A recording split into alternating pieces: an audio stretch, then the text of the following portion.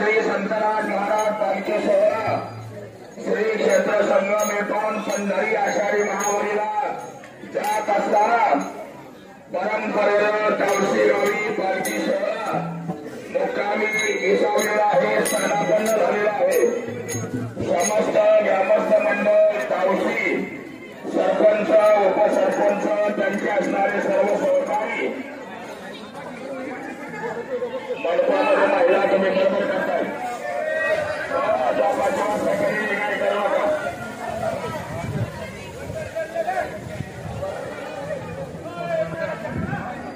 विविध संस्थांचे chairman, vice chairman, त्यांचे सर्व सहकारी, समस्त भजनी मंडळ, तावशी आणि गावातील आबाल वृद्ध तरुण या सर्वांनी फटाक्याच्या आतषबाजीमध्ये पालखी सोहळ्याचं आणि यथोचित असं या ठिकाणी स्वागत केलेलं आहे।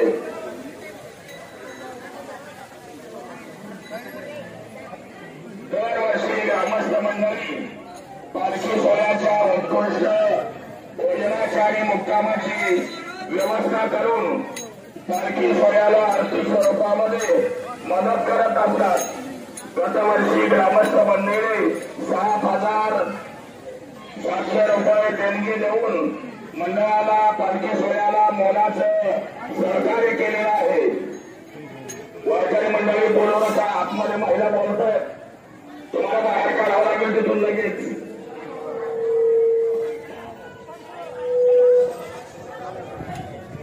ऐका, याला कळतच नाही का?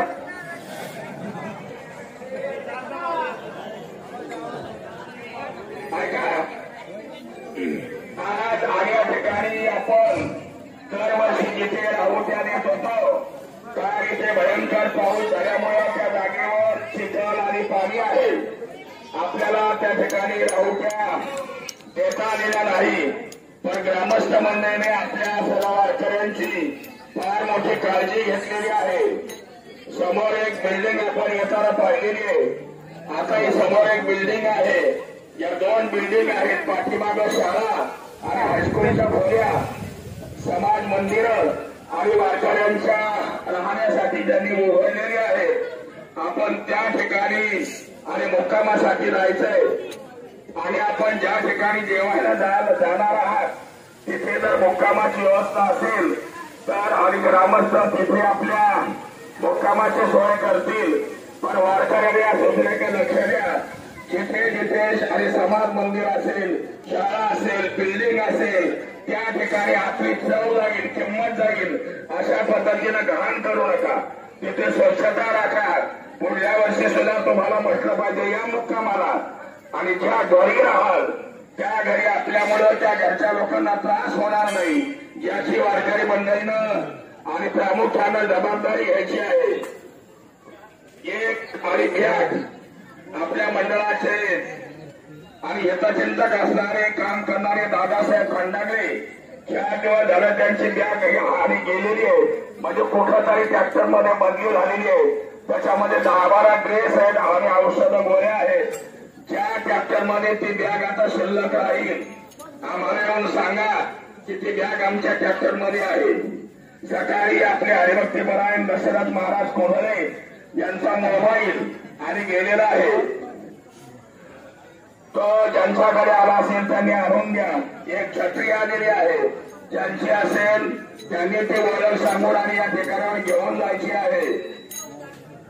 दुसरी सूचना, पालखी प्रवेश पासाच्या याद्या ज्यांनी याद्या दिल्या ते पास तयार आहेत.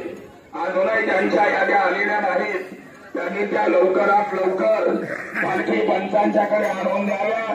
सेवाकऱ्यांना महत्वाची सूचना, यानंतर ग्रामस्थ ज्या पद्धतीनं जेवणासाठी पाठवतील त्या पद्धतीनं आपण जेवणासाठी जायचंय.